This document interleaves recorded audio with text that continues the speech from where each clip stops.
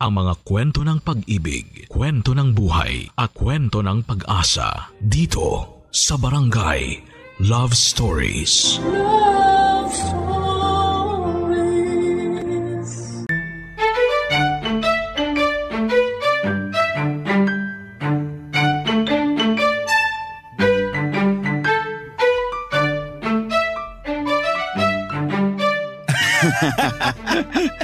Ganun mo talaga kabilis na paniwala yung babaeng kasama mo kagabi? Hayop pa. Natalo mo ako sa pustahan. Sayang yung 5K ko. Malay ko ba naman na papatulang ka nun? Siyempre, wala ka bang bilib sa akin? Hindi mo alam kung paano ko napapa-oo yung mga babaeng nakakasama ko. Simpleng galawan lang pero smooth pare. Oo na, ikaw nang malakas sa mga babae. Ako nga, kung walang pinakilala sa akin doon sa birthday party, wala man lang sana ako madidiskartehan. Grabe, ang alat ko nung gabing yun. Malas mo, pero sa akin, sobrang tamis. Ibang klase si Jeneline pare, mahihain lang pero… Di ikaw na maswerte. Ako na talaga. Pero ang tanong, nakuha mo man lang ba yung number o pangalan niya sa Facebook? Siyempre hindi, at wala rin naman akong balak na kunin yun. Kapag one night stand lang pare, wala na dapat kasunod. Ano yun? Tatawagan ko siya for cuddle nights? Baduy naman nun. Sabi mo kasi maganda naman. Hindi ba siya yung tipong pwede mong i-date o maging girlfriend? Girlfriend? Pwede naman. Pero ayoko pa ng commitment ngayon. Ayoko yung may magbabawal sa akin sa mga ginagawa ko. Alam mo naman kapag may girlfriend na ako, hindi na ako pwedeng lumabas with other girls. Away yun, panigurado. Sa bagay, sa lifestyle mo kasi ngayon, hindi ka pa nga pwedeng pumasok sa isang relasyon. Baka mamatay ka ng maaga. Bakit mo naman nasabi yan? Sa tingin mo ba bubuhayin ka pa ng girlfriend mo kapag nalaman niya kung ilang babaeng kinakama mo sa loob ng isang buwan? Bawi ka na lang sa next life pag nagkataon pare. Mangyayari lang yon kung magpapahuli ako.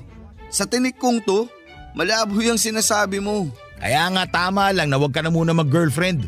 Kawawa lang siya sa'yo. Kaibigan ba talaga kita? Parang kontrang-kontra ka sa mga ginagawa ko ah. Ganun talaga yung tunay na kaibigan. Pupunahin ka rin sa mga kalokohan mo at hindi laging kukonsintihin. Sus, tigilan mo nga ako dyan sa drama mo. Konti na lang talaga, di na kita makikilala. Para kang may sapi pag matino yung lumalabas sa bibig mo eh. Bakit? Bawal na ba maging matino kahit minsan lang? Sa mga katulad natin, hindi talaga bagay pare. Ay. Oh, para saan naman yung buntong hininga mo? Patawa-tawa lang ako pare, pero may malaking problema talaga ako. Ha? Anong problema? Saan na kanina mo pa sinabi? Pare, nakabuntis ako. Anak ng… Di nga. Sira ulo, wag mo akong binibiro ah. Akala ko pa naman baog ka. Hoy, hindi ako baog. Saka hindi ako nagbibiro. Nakabuntis nga ako. Sa itsura mong yan? Langya, totoo nga. Teka, kala ko ba maingat ka? Akala ko nga rin eh.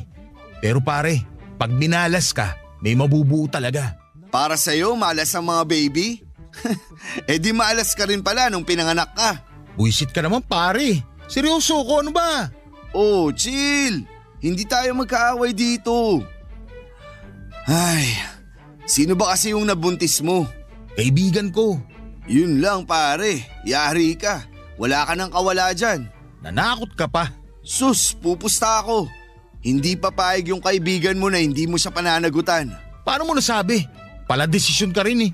Di kausapin mo nang malaman mo kung ano yung sinasabi ko. Ayoko. Bakit, naduduwag ka? Di ako duwag. Hindi ko lang alam kung paano siya haharapin. Ay, malaking problema yan sa'yo pare.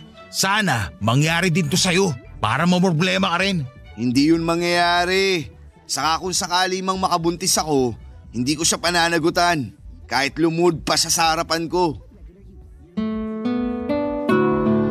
Papadudot, dinaan ko na lamang sa tawa ang pinag-usapan namin ni Jairon. Pero ang totoo ay medyo kabado na rin ako noon. Sakaling mangyari din sa akin ang mga bagay na yon. Takot ako makabuntis, ayoko ng responsibilidad sa kahit na sino. Masyado na ako nasanay na sarili ko lamang ang iniintindi ko. Pero minsan ay naiisip ko rin naman ng magiging sitwasyon ko kung sakaling magdesisyon na akong magpakasal. Ang kaso ay hindi pa lang talaga yon ang tamang panahon. Kung sa pinansyal naman ay handa na ako, Papa Dudut. Pero sa commitment sa isang babae ay aminado ako na hindi ko pa talaga kaya. Makalipas ang 3 buwan mula noong makasama ko si Jeneline ay may nakilala ulit ako. Emily ang pangalan niya. Medyo hawig nga sila kaya habang kausap ko siya ay parang si Jeneline ang nakikita ko sa kanya. May nangyari agad sa amin noong unang gabi pa lamang kaming nagkasama. Akala ko ay hindi ko na siya makikita kinabukasan dahil gano'n naman palagi ang nangyayari sa mga nakaka one night stand ko. Kung hindi ako ang mangiiwan sa kanila sa hotel ay sila naman ang gagawa noon sa akin. Pero iba si Emily, Papa Dudut. Hindi siya umalis at hinintay pa niya akong magising. Nagulat ako nang makita ko siya na suot ang damit ko. Nakangiti pa siya sa gilid ng kama noong magising ako. Romantic na sana pero allergic ako sa ganong klase ng mga eksena.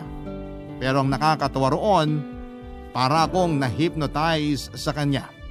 Hindi ko alam kung paano niya nagawang ayain akong kumain na kasama siya. At sa ganong paraan ko rin siya nagustuhang bigla, Papa Dudut.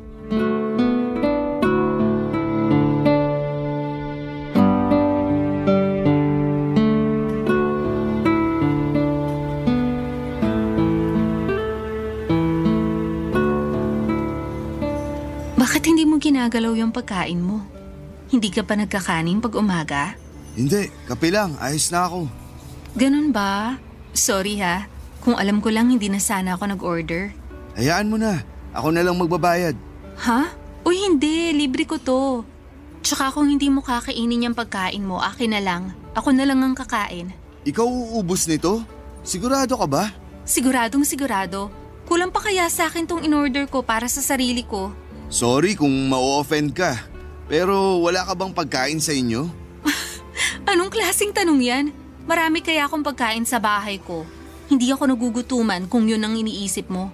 Malakas lang talaga akong kumain. Sorry, hindi lang talaga ako makapaniwala. Kasi hindi ka naman mataba. Medyo chubby lang. Ganyan nga yung mga gusto ko sa babae. Ayoko yung masyadong payat. Baka matinik ako. Grabe ka naman sa mga payat. Kung alam mo lang kung gaano rin nila kagustong tumaba pero hindi lang talaga kaya. Bakit alam mo? Kasi ganun ang kapatid ko. Kaya pala. Sorry sa nasabi ko. Ayos lang yun. Basta wag mo na lang uulitin kasi makakasakit ka talaga ng feelings. Honest lang talaga ako. Hindi naman porket honest ka, magiging insensitive ka na rin. Kakain ka pa ba o sasermonan mo na lang ako? Kakain pero… Kumain ka na. Wag na natin pag-usapan yung honesty ko. Kasi di ko rin naman yun ina-apply sa ibang bagay. In short, sinungaling ka. Minsan lang. Sinungaling ka pa rin. Sige na, oo na. Sana ganyan ka lagi. Laging ano? Yung lagi ka nakatawa. Nakikita ko kasi sa mga mata mo na may pinagdaraanan ka rin. Parang ako. Pero hindi kita tatanungin tungkol doon. Sigurado ako na ayaw mo rin namang pag-usapan. Tama, ayoko nga pag-usapan. Ikaw, ayaw mo rin pag-usapan yung personal life mo? Ayoko no, pareho lang tayo. Nandito ako para huminga sa lahat kaya ayokong dalhin pa yun dito. Gusto ko magpagpag ng stress, ng lungkot. Lahat. Gusto ko lang naman ng peace of mind at 5 million pesos. Seryoso ba yan? Siyempre. Pero imposible naman yung 5 million, di ba? Kahit sa akin, imposible rin yan eh. Anong oras ka nga pala uuwi? Hatid na kita. Sira ka ba? Hindi nga ako nagkwento sa'yo ng personal life ko tapos ihahatid mo ko? Eh di nalaman mo na address ko noon. Oo nga naman. Pero, pwede ko bang makuha number mo? Hindi rin. Sige na. O kaya kung ayaw mo ibigay, yung number ko na lang kunin mo. Sige. Thank you. Yun lang, nagpapasalamat ka na? Gusto kasi kita makita ulit. Sana makalabas tayo kapag free ka. Pag-iisipan ko, Von. Ay, parang ayoko pang umuwi ka eh. Bakit? Wala lang. Gusto ko lang na makasama ka pa. Parang ang bagal ng oras pag ikaw yung kasama ko eh. Saka parang ang gaan lang ng lahat. Isa lang naman yung kailangan mong gawin para makasama mo pa ako ng matagal eh. Ano yun? Simple lang. Ligawan mo ko. Papadudot na gulat ako sa mga sinabing yon ni Emily. Mukhang mahiyain kasi siya kaya hindi ko inaasahan na sa kanya pa mismo manggagaling yon. Hindi ako nakasagot sa mga sinabi niya kaya dinaan na lamang niya yon sa pagbibiro. Nang matapos ang kwentuhan namin, parang bigla akong nakaramdam ng lungkot. Hindi ko kasi alam kung makakausap ko pang muli si Emily.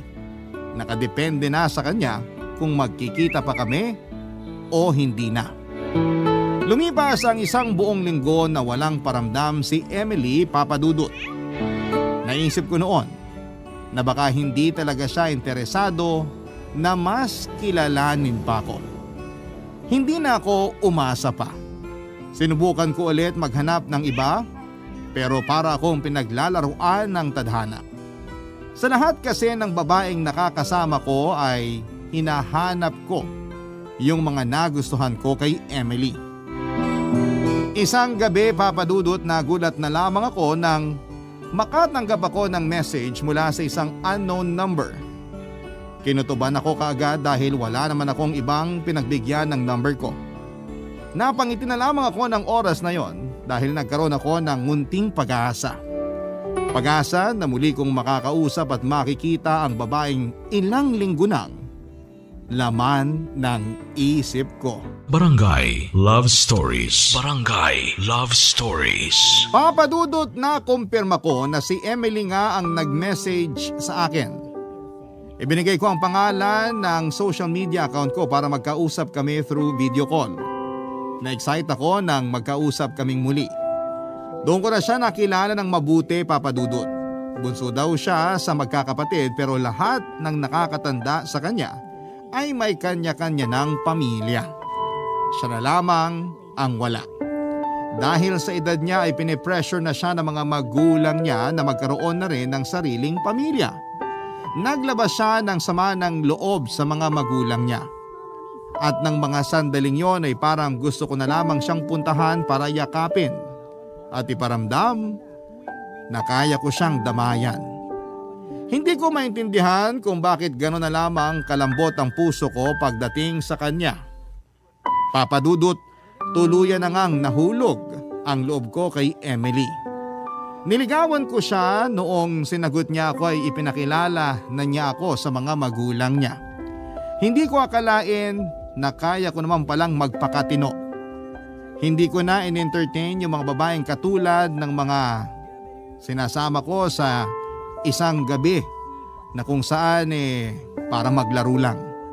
Nakontento na ako sa kanya.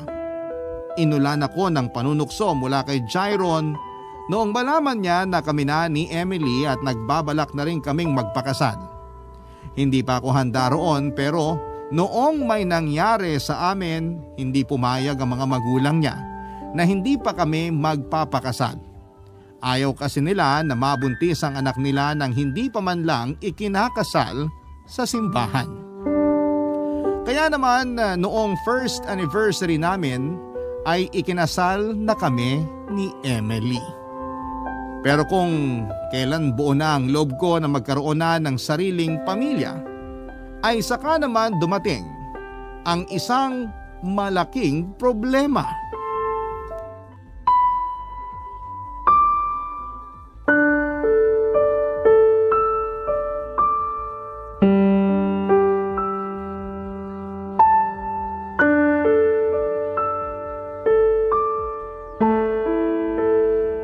Paano mo nalaman tong address ko? At anong kailangan mo sa akin? May kailangan kang malaman. Jenilyn, pwede ba? Ang tagal na nung huli kitang nakita. Bakit ba nagpakita ka sa akin ngayon? Pwede bang makinig ka muna? Hindi. Kung gusto mo lang na makipagrelasyon sa akin, hindi na pwede. May asawa na ako. Wala akong pakialam kung may asawa ka na. Mas mahalaga yung sasabihin ko. Bakit kasi hindi mo pa diretsahin? Hihintayin mo pang maubos yung pasensya ko bago mo sabihin yung sadya mo sa akin. May anak tayo. Hunter ang pangalan niya. Ano? Seryoso ka ba? At bakit naman ako magbibiro sa ganitong bagay? Hindi ako nagbibiro, Von. May batang nabuo nung gabing may nangyari sa atin. Ano naman kung meron? Hindi ko na problema yan. Tatanga-tanga ka kasi. Alam mo namang malandi ka pero hindi ka gumagamit ng proteksyon. Wow! Kung makapagsalita ka, parang kasalanan ko lang yung nangyari. Pues para sa kaalaman mo, hindi ka rin gumamit ng proteksyon noon. Hindi mo na naisip kasi gigil ka na. Tumigil ka na! Huwag mo na nga ipaalala sa akin yun. Bakit hindi? Nagkaanak ka nga sa akin. Fine. Sabihin na nating may anak nga tayo. Anong gusto mong gawin ko? Panagutan ka. Sinabi ko na kanina. May asawa na ako, kaya hindi ko na problema yan. Hindi mo kailangan panagutan kasi may boyfriend na ako. Ang gusto ko lang, kunin mo yung bata. Ikaw yung ama niya kaya dapat lang na nasa iyo naman siya. Ilang taon na rin ako yung sumalo ng responsibilidad mo bilang ama niya. Kaya ngayong malaki na siya, ikaw naman yung kumupkup sa kanya, no? Sira ulo ka ba? Anong tingin mo dun sa bata, aso? Basta mo nalang pinapamigay. Hindi ko siya pinapamigay. Ikaw yung tatay niya. Hindi ba tama lang naman na ikaw naman yung mag-alaga sa kanya? Hindi na siya pwede sa akin. Hindi siya tanggap ng boyfriend ko. Please, Von. Kunin mo na yung anak mo. So ngayon anak ko na lang? Kunin mo na lang siya. Tutulong ako sa mga gastusin niya at dadalawin ko rin naman. Kailangan ko lang talaga na mapag-iiwanan sa kanya kaya please, pumayag ka na. Hindi nga pwede. Hindi to pwede malaman ng asawa ko. Gawan mo na lang ng paraan. Basta hindi na siya pwede sa akin. Hindi ka ba nakakaintindi? Ikaw yung hindi nakakaintindi. Hindi na siya pwede magtagal sa akin kasi hindi magtatagal. Malalaman na ng boyfriend ko na hindi ko talaga siya pamangkin. Pinakilala mo na palang pamangkin mo eh. Bakit hindi mo pa panindigan? Nagdududa na sa akin yung boyfriend ko. Gusto na niya magkaanak kami pero hindi pa ako pumapayag. Hindi pa pwede hanggat hindi ko pa nabibigay sa'yo yung anak mo. Gusto ng boyfriend ko na ibalik ko na si Hunter sa magulang niya. Magulang lang niya? Ikaw din naman yun. Kaya mo nang gawa ng paraan niya nang hindi nalalaman ng boyfriend mo. Huwag mo na akong idamay. Hindi nga ako sigurado kung sa akin ba talaga yung batang sinasabi mo. Gusto mo pa bang magpa-paternity test kayo? Hindi ako magdadalawang isip kasi sigurado na ako sa magiging resulta.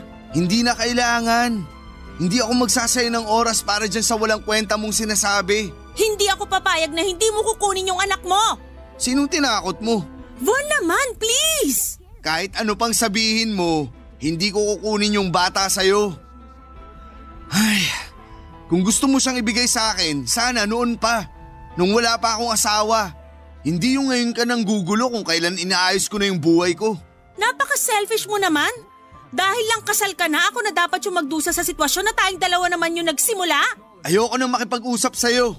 Umalis ka na habang wala pa yung asawa ko. At please lang, wag ka na magpapakita ulit sa akin. Papadudot bigla akong nanghina noong nalaman ko na nagkaroon pala ako ng anak kay Jeneline. Kahit na hindi pa naman napapatunayan na ako nga ang ama ng bata ay natakot ako na baka totoo nga ang sinasabi ni Jeneline. Malaking problema yon kapag nagkataon. Kahit gaano kabait si Emily ay ayaw na ayaw niyang niloloko siya. Kahit pa sabihin ko na nauna pa yung nangyari sa amin ni Jeneline, bago naging kami ay mahirap pa rin tanggapin sa part niya na makakasama niya sa isang bahay ang anak ko sa ibang babae. Gulong-gulo na ako noon, Papadudot. Idinaan ko na lamang sa inom ang lahat kaya minsan ay nagtatalo na rin kami ni Emily.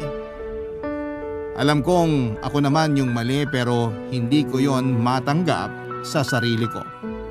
Okay na dapat ang lahat, maayos na yung buhay ko tapos bigla pang sumingit si Jeneline sa eksena. Dumagdag pa sa iniisip ko noon ang kagustuhan ni Emily na magkaroon na kami ng sariling anak. Pinagbigyan ko naman siya at pinaghandaan na rin namin mag-asawa ang future ng magiging anak namin. Pero kahit na anong focus ang gawin ko sa pagbuo ng sarili kong pamilya, ganon din naman si Jeneline sa panggugulo sa akin, Papadudot.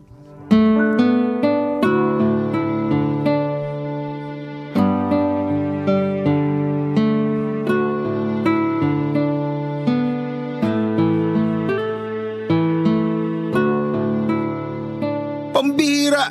Di nga! Nagkaanak ka talaga doon sa Jeneline na yon? Buisit, huwag mo nga akong tawanan. O ngayon, pikon na pikon ka sa akin. Samantalang nung ako'y nakabuntis, pinagkamala mo pa akong baog. Alam mo, kalalaki mong tao ang drama-drama mo. Dinamdam mo talaga yun? Siyempre hindi. Buti naman. Hindi pa ako handang umattend ng burol mo sakaling di mo na kaya yung mga sinasabi ko. Kung biruin din kaya kita na hindi pa ako handa maging ninong sa binyag ng anak mo kay Jenilyn. Sira ulo. O hindi napikon ka. Huwag mo kasi akong simulan. Kasi kayang-kaya na kitang durugin sa asaran ngayon. Pero seryoso pare, ano nang plano mo? Wala. Bakit ko pa poproblemahin yung bata na kay Jenilyn na nga? Paano kung sa kakaiwas mo sa kanya si Emily lapitan niya? Tapos ka ron pare. Hindi ko alam kung anong magagawa ko kay Jenilyn kapag ginawa niya yun. Hindi niya pwedeng idamay si Emily sa problema namin. Namin? So tinatanggap mo na nga na may anak ka kay Jenilyn? Proud father ka na ba? Kung anak ko siya kay Emily, oo. Baka ipagsigawan ko pa sa buong Baguio City na may anak na kaming dalawa. Kaso hindi Ano na lang yung sasabihin ng mga magulang niya kapag nalaman na may anak ako sa dati kong nakalandian? Nakakahiya yun pare. Ay, simba ako ng simba pero ako pa tong patuloy na nagkakasala. Kung hindi mo naman naging asawa si Emily, malabo kang mapapasok sa loob ng simbahan no? Kung subukan mo rin kaya, nang di puro kamanyakan yung topic na sinisimulan mo sa group chat natin. Napapagalitan pa ako ng asawa ko pag nababasa niya yung messages niyo Sus! Masyado ka naman nagpapa-under sa asawa mo. Hindi ako under ng asawa ko. Pinapatunayan ko lang sa kanya na nagbago na ako pare. Na hindi na ako kagaya ng dati. Na parang nagpapalit lang ng damit sa dami ng babae. Grabe, ngayon pa lang, ibang-iba ka na pare. Hawaan mo naman ako ng konting katinoan dyan. Kung gustong tumino, simulan mo na ngayon pa lang. Nga pala, kumusta na kayo nung kaibigan mong nabuntis mo? Kinukulit ka ba? Hindi na pare. Sinuporta ako na lang para hindi na ako guluhin. Alam mo naman, ayoko na may aalagaan ako. Sana nga pwede rin yan sa akin. Ang kaso, iba yung gusto ni Jenilyn. Gusto niya na sa akin na talaga si Hunter. Siguro ikakasal na rin sila nung boyfriend niya kaya pinamimigay na niya yung bata. Di man lang ba nagduda boyfriend niya? Nagdududa na nga kaya ginugulo niya ako. Pakilala niya raw kasi pamangkin niya lang yun. Ayun, pinapasauli na sa magulang. Kawawa naman yung bata pare. Di naman sa hinuhusgahan kita, pero hindi ka man lang ba naawa sa anak mo? Hindi pa sigurado kung anak ko nga. Kung ako sa'yo, kesa nag-iisip ka pa na malala dyan, siguraduhin mo na muna. Hindi na. Kasi kahit naman mapatunayan na anak ko nga si Hunter, wala pa rin akong planong kunin siya sa nanay niya. Plano na namin magkaanak ni Emily pare. Sakaling makapanganak siya, yun lang ang ituturing kong anak. Pare, payo lang ha. Mas maganda kung ngayon pa lang magsasabi ka na ng totoo kay Emily. Hindi yun ganun kadali pare. Iba magalit yun. Mas lalo lang sa magagalit kung hindi mo pa rin sasabihin. Lalo lang lumalaki yung kasalanan mo habang pinapatagal mo pa. Pag-iisipan ko muna, saka hahanap din ako ng tiyempo.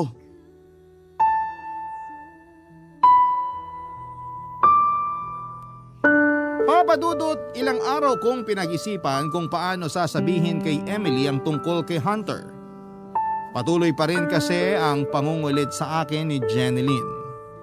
Yung huling message niya ay ibinigay niya ang address ng bahay na tinutuluyan nila ng anak namin. May pagkakataon na naisip ko silang puntahan para makita ang bata pero naisip ko rin na baka umasa lamang si Jenilyn kapag ginawa ko yon. Kaya hanggat hindi pa kami nag-uusap ng asawa ko ay wala muna akong ginawa.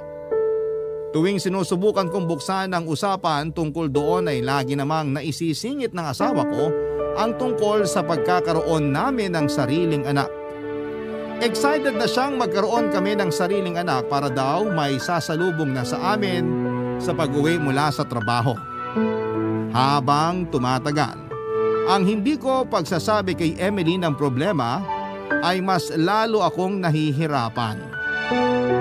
Papadudot, hanggang isang araw ay nagulat na lamang ako nang tumigil na sa pangungulit sa akin si Jenilyn. Hindi ko alam kung bakit niya yon ginawa pero malaking pabor naman sa akin ang pananahimik niya. Para akong nabunutan ng tinik. Lalo akong nakampante noong kahit na ilang buwan nang nakalipas ay hindi pa rin nagpaparamdam si Jenilyn. Siguro ay tinanggap na ng boyfriend niya ang sinasabi niyang anak namin. Noong nakaramdam ng pagkahilo ang asawa kong si Emily, imbes na magpadoktor, ay mas inuna pa niyang magpiti para malaman kung nagdadalang tao na siya. Naintindihan ko naman ang excitement niya dahil matagal-tagal na rin naman kaming sumusubok pero walang nabubuo. Negative ang resulta ng pregnancy test. Noong nagpa-check up siya ay nalaman namin na low blood pala si Emily kaya siya nakakaramdam ng pagkahilo.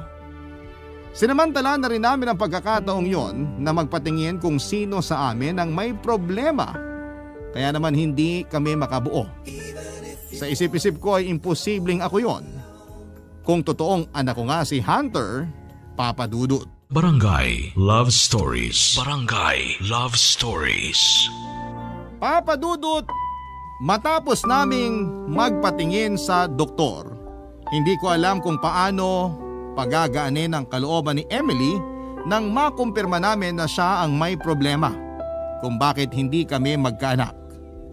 Halos gabi-gabi siyang umiiyak at sinisisi niya ang sarili niya kahit na wala namang may gusto sa mga nangyari. Sa mga pagkakataong yon ay hindi ko siya iniwanan. Hindi ko alam pero hindi naman ako nadismaya noong nalaman kong baog siya. Yon ay kahit gustong gusto ko nang magkaanak kaming dalawa. Hindi naman nagbago ang pakikitungo sa akin ni Emily pero minsan tuwing nababanggit niya na gusto talaga niyang magkaanak ay hindi niya napipigilan ang maging emosyonal. Naawa ako sa kanya at sinasuggest ko na rin na mag-ampon na lamang kami pero hindi niya gusto ang ideyang yon. Pag-iisipan niya raw muna. Hindi ko naman siya kinulit at sinabi ko naman sa kanya na walang kaso sa akin kung hindi niya ako mabibigyan ng anak. Masaya naman ako na kami lamang ang magkasama pero may isang gabi na biglang pumasok sa isipan ko si Hunter. At doon na nga ako nagka-interes na makita ang bata. Pinuntahan ko ang address na ibinigay ni Jeneline. Nakala ko ay magiging madali na lang sa akin ang lahat. Pero noong unang punta ko roon ay pinagtabuyan ako ni Jeneline at sinabing hindi ko na pwedeng makita pa si Hunter. Pero Papa Dudut, sinubok ulit ako at ganito po ang nangyari.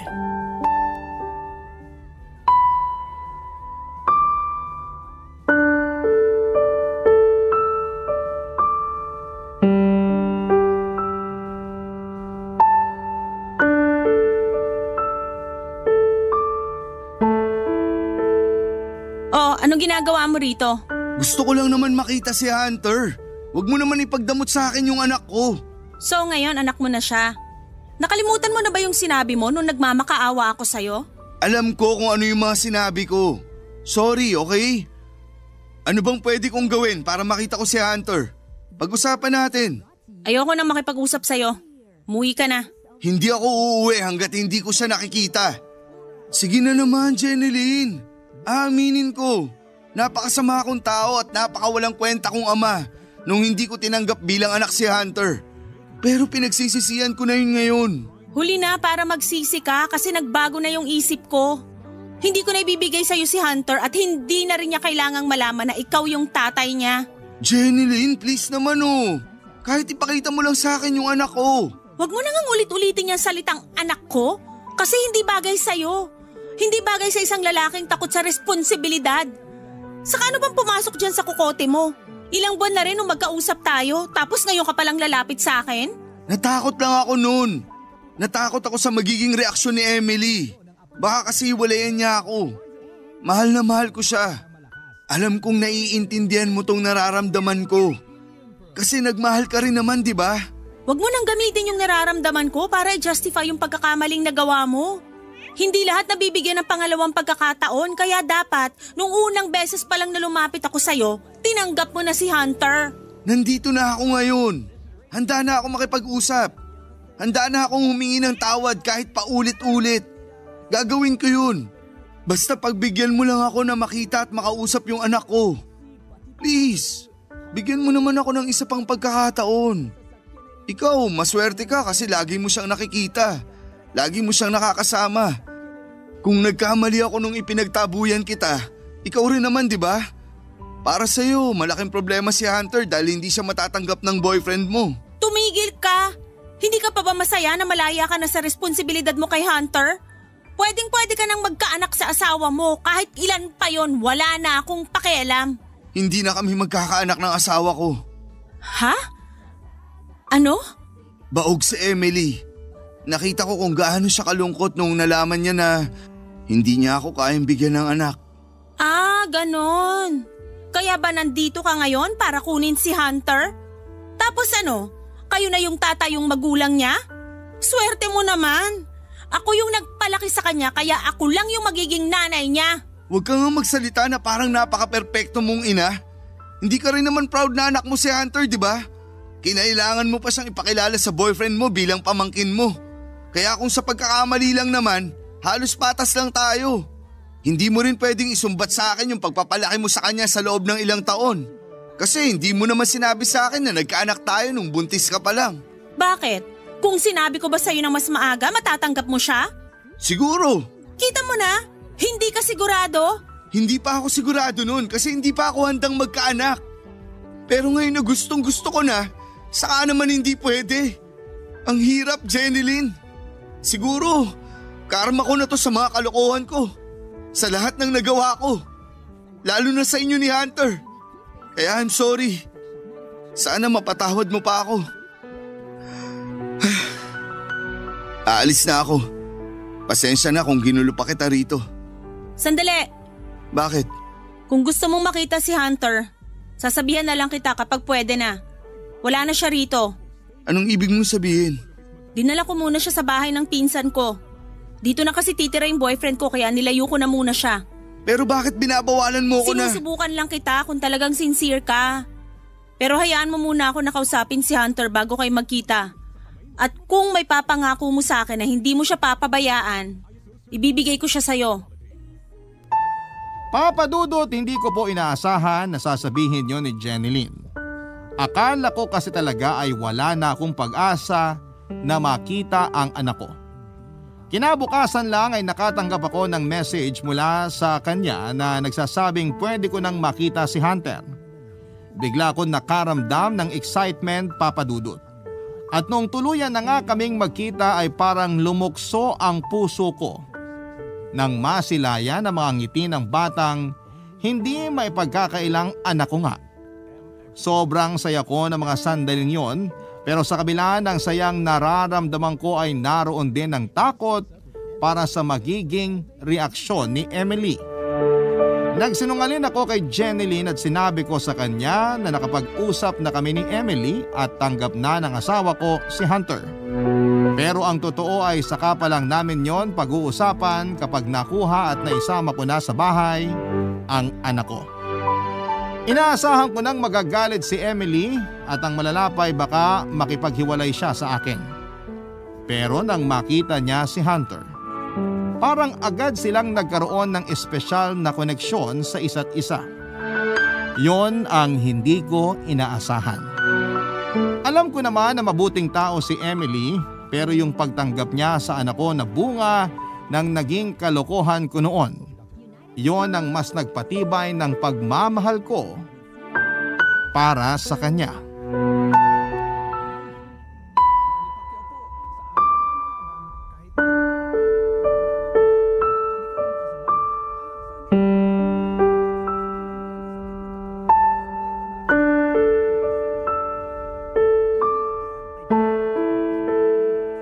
Han, hindi ka ba talaga galit? Galit saan? Sa pagdadala ko rito kay Hunter. Anak ko siya sa ibang babae, kay Jenilyn. O tapos? Han naman, mas gusto ko pang magalit ka sa akin kaysa ganyang ka sumagot. Sinasabi mo na hindi ka galit pero iba naman yung nararamdaman ko. Kailangan ko pa bang sabihing nasaktan ako? Sabi mo nga nagkaanak ka sa ibang babae, Von. Tapos anong gusto mo? Okay na okay lang sa akin yon? Na hindi na lang ako magrereklamo kasi hindi naman kita mabigyan ng anak, ganun ba? Han, hindi. Gusto ko lang marinig kung ano yung gusto mong sabihin. Kung magagalit ka sa akin, harapin ko naman eh. Hihingi ako ng tawad.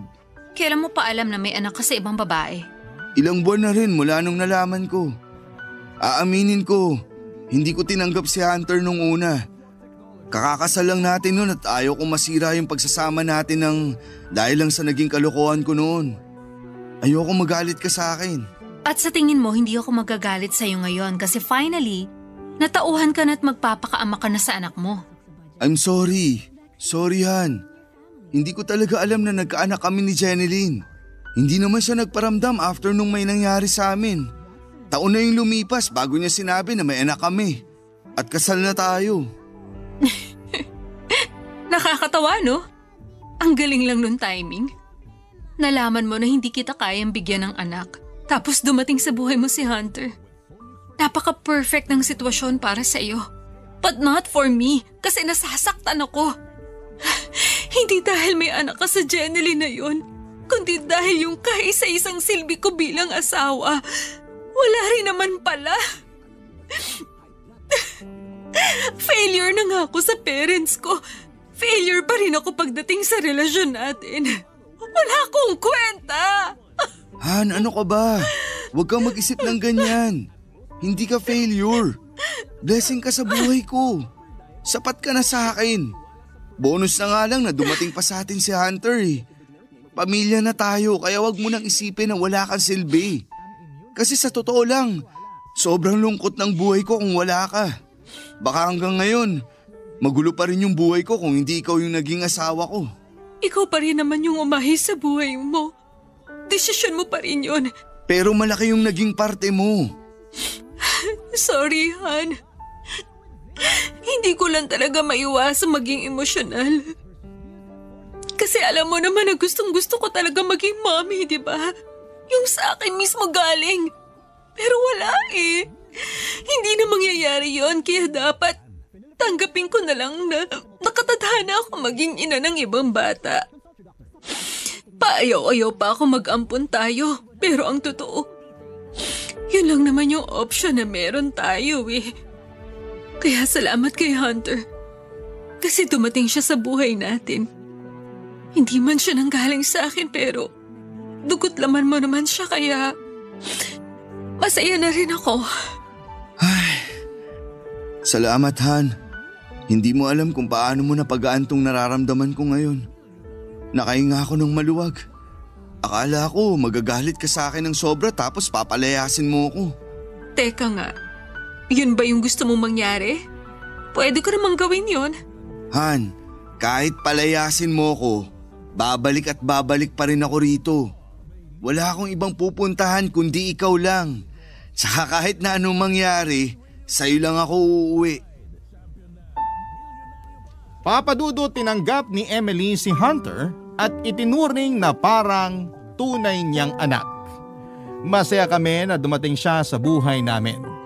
Hindi man kami pinalad na magkaroon ng sarili naming anak. May isang makulit at malambing na bata naman na sumasalubong tuwing umuuwi kami. Noong nabalitaan ko na ikakasal na si Jeneline ay tinanong ko siya kung may balak pa siyang kunin si Hunter pero buo na raw ang desisyon niya. May balak na kasi siyang sumama sa boyfriend niya sa Australia at doon na siya titira. Iiwan na niya sa amin si Hunter at mas gusto niya na kami na ang maging magulang ng anak namin. Pumayag naman si Emily pero personal niyang kinausap si Jeneline para makasigurado na hindi na talaga babawiin sa amin ang bata. Nagkasundo naman kaming tatlo. Inasikaso naming lahat ng kailangan para maging legal ang pagkupkup namin kay Hunter bago pa man umalis si Jeneline. Sa ngayon, papadudot ay nag-aaral na sa elementarya ang anak naming si Hunter. Hindi nagbago ang pakikitungo sa kanya ng asawa ko at itinuring talaga siya na parang tunay nitong anak. Masaya na ako sa naging takbo ng buhay ko, papadudot. Mula sa pagiging playboy, ngayon ay isa na akong responsableng ama. Hanggang dito na lamang po ang aking kwento at maraming salamat, papadudot. At sa lahat po ng sumusuporta sa Barangay Love Stories. Gusto ko rin pong pasalamatan ng Barangay LS dahil kung hindi po dahil sa programa ninyo ay hindi mapapakinggan dito ang kwento ko. Muli thank you and God bless po sa inyong istasyon. Ang inyong forever kapuso at kabarangay, Von. Nagustuhan ng iyong napakinggan? Ituloy yan via live stream sa www.gmanetwork.com/radio.